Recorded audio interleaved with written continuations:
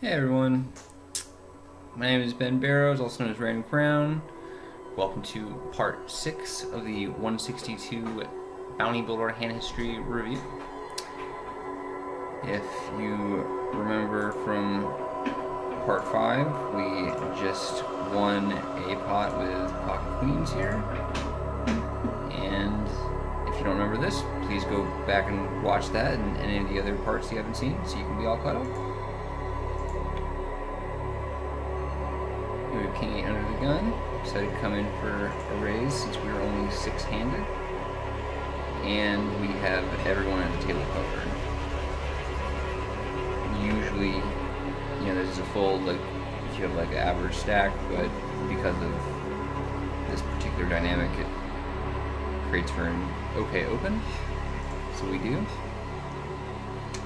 BB defends. We get an Ace-7 3 board.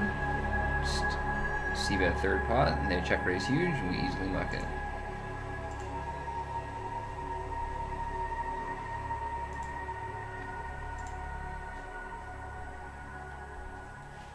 I have Ace-6 off in the small blind. We just limp. BB 4x ISOs, and we just let it go. If they had 3x, we would have called.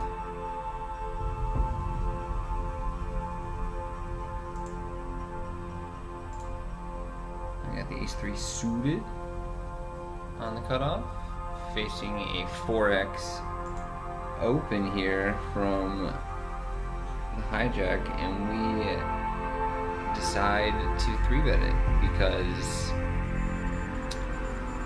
we perceive their 4x to be lighter, and we are on the final table bubble, and they're a medium stack, so they don't really want to bust before some of these other players.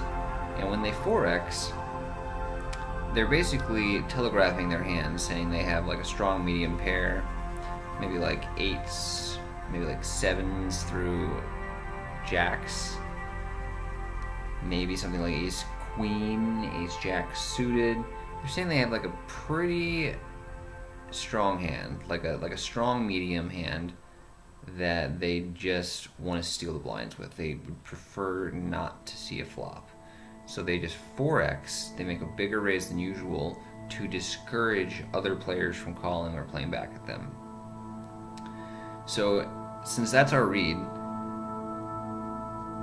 we can profitably 3-bet here because they're just going to fold often enough. They're making it so big with their decent hand, so it's easier for them to get away from when they're raised because they will never get they expect to never get raised lightly. They expect that whenever they're raised, it's going to be by a real hand because they're saying they have a real hand. So to counter that, to exploit it, so to speak, we can 3-bet with our weak suited ace because we just can expect them to fold a lot of stronger stuff pretty often. And we have, more incentive to do so because they're making it a bigger raise size than normal. Like, standard open here is just min, like 7K, or, make it like 2.5x, so like 8750. But they make it 14K, they make it huge. So there's like all these extra chips in there that we could easily win, if we just 3-bet and they fold. And, just again, based on our read of this player and of the situation, they're just going to fold a lot. So we might as well try and 3-bet and take it down here. And we don't mind getting it in against the big blind. Yeah, we definitely are all in against him if they go with it because we just 3-bet to a size that's larger than their stack. And the small blind has like less than 2 times behind what our 3-bet is, so we're committed to call them as well.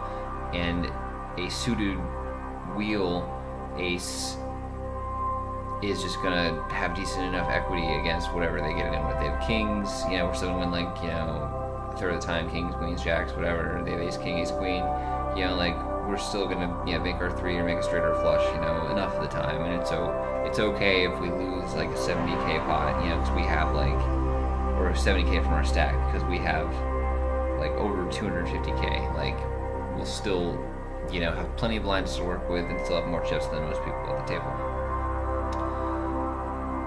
So we decide to 3-bet here. Plus, yeah, we get the bounties too. We have to knock them out, so yeah, it's more incentive to just try and play a bigger pot against these players. Just put the pressure on them. And indeed, we were right. They were 4x folding, and we win a pretty nice spot there. I think a lot of players, will just fold to the 4x and not think too much about it. Just that's the standard play. And I mean, it is. That's what you really should do in general. But it's important to keep your eyes open for these spots to where, like, oh, maybe he's 4xing, and we'll still get away from him. He's not just 4xing because he's just got like ace king or queens. He's just trying to just get it all in. Maybe there's more to it than that. If you like really think deeply about these spots, and look for extra, situations where you can 3-bet light, in a spot where you've never really bet before, that's where you're gonna make a lot more money. That's where it really pays to just pay attention to the players, to the game flow, to the dynamics that have, developed, and adjust accordingly. Like that's not a standard spot by any means, but like I think it's a pretty profitable one once you like really look at it closely. And again, like part of that is just read based. Like I was playing with this guy for a while. I could tell he was kind of donkish, and like based on that information, I can accurately estimate that he will indeed be raise folding, when he 4x's there, when usually like people just don't. And here we decide to get fancy. We just defend the queen 5 off to his under the gun open, and I think that's kind of loose in the first place. I don't think we should be doing that every single time, but I think it's okay because we have a massive stack and this guy is a weaker player, so we'll have the post-flop edge, even though they have the positional advantage. And so we decide to just check raise their c-bet here, and just aren't really repping very much. I guess we have like 7-4 suited and pocket 2s, pocket 4s that, normally we would just flat with, so that's why I'm not a huge fan of the raise here, because you're not super balanced, not really repping much. But I mean, we were aware of this at the time that we made the check raise. We were just trying to basically just check raise him off all of his overs. Just like, he's gonna be c-betting here a lot. He has like ace jack, he has like, king 10, queen 9, whatever it may be. Just trying to get him to fold whatever he's c-betting with. And if he has a pair, he'll probably continue, and he calls.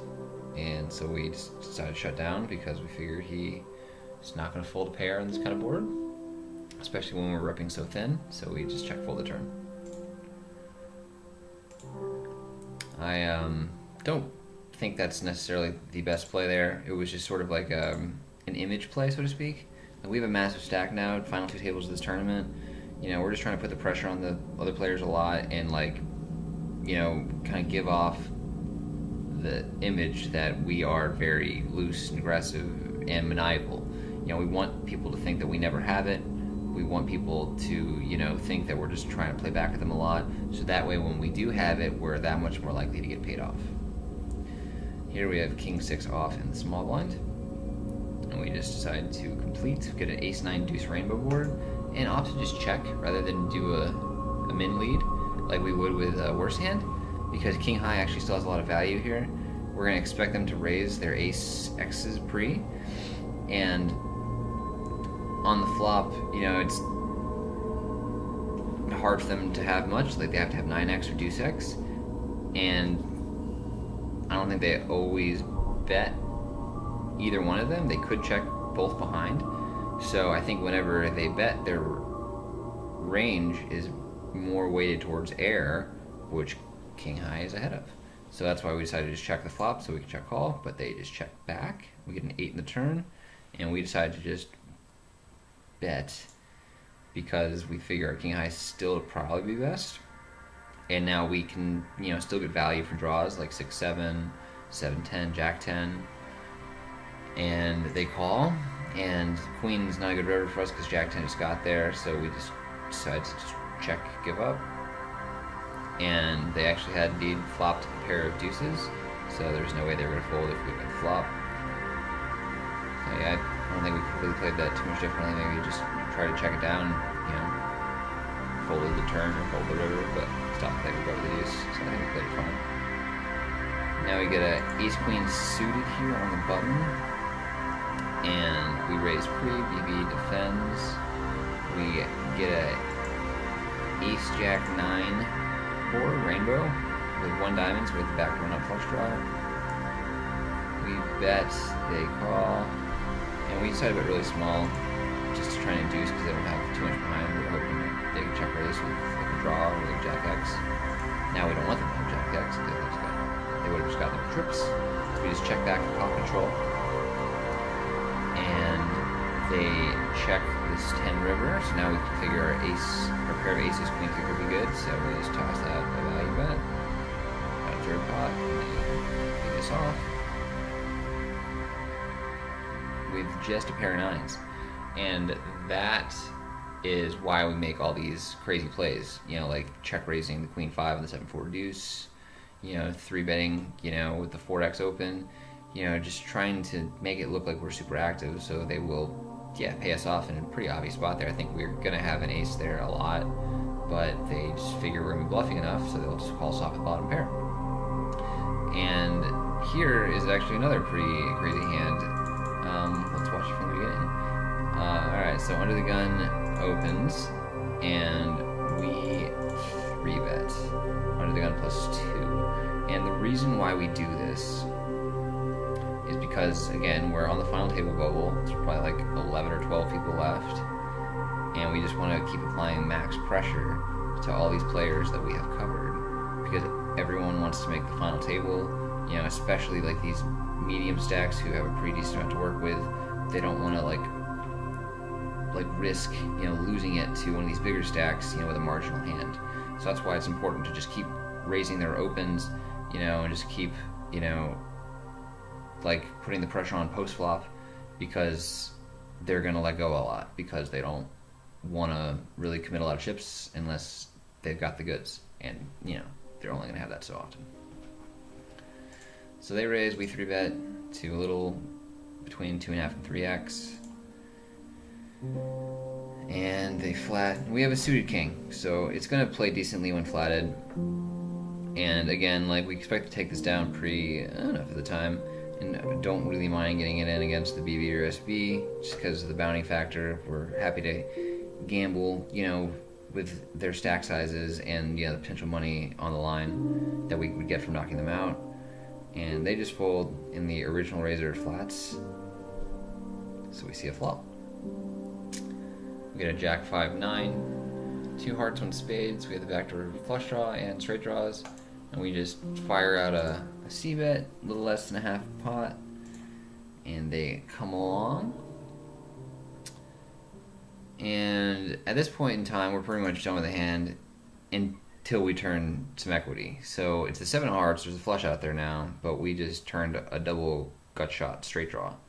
So if we hit a non-heart 6 or non-heart 10, we're feeling pretty good about our hand. Plus we can, you know, hit a non-heart king to have, you know, top pair, which could be good. So now we are trying to determine whether it's worth it to bet here, just to double barrel and, you know, hopefully take the hand down, or just check back and just realize some equity for free. And we decide that they're just gonna have some jack X here. They could have like pocket 10s, could have, yeah, like maybe like ace queen. You know, there's enough non-flush hands here that they could show up with that I don't mind barreling, because when we do so, we still credibly have overpairs and sets and flushes in our range. And I think they're going to play pretty honestly against us. I think if they had a set or 2 pair on the flop, they would have definitely check raised us. And I think if they had a flush draw, I mean, I think they'd probably just flat a flush draw this deep, I suppose. So they could have a flush here on the turn. But I think they show up with a lot of other stuff than a flush here on the turn. I think all of that stuff is put in a tough spot when we bet. So basically, the plan here was to just bet and kind of like see how they reacted. But yeah, I think that, Yeah, we need to go bigger here. I think that, they're not going to fold just Jack X here with this sizing. But it looks kind of strong. It looks like we want to keep him in, which is kind of why we did it. It gives us room to triple barrel if we feel like it's the right river card, and just depending on their action, like their timing and whatnot. Like if we really feel like they don't have a flush, we can just pull the trigger. So we bet kind of small here on the turn, just give us room on the river to do so. Because if we bet way bigger, then we're gonna have like way less than a pot size bet on the river, and we're gonna have way less fold equity. So when we bet smaller, we can bet way bigger later, and potentially, get them to muck a real hand. So we just bet with our equity, are fine with just checking some rivers and bombing others. And if this heart was not a 6, we may have just shipped it, but it actually gave us a straight, so we have showdown value now. So we decided to just check back after they check.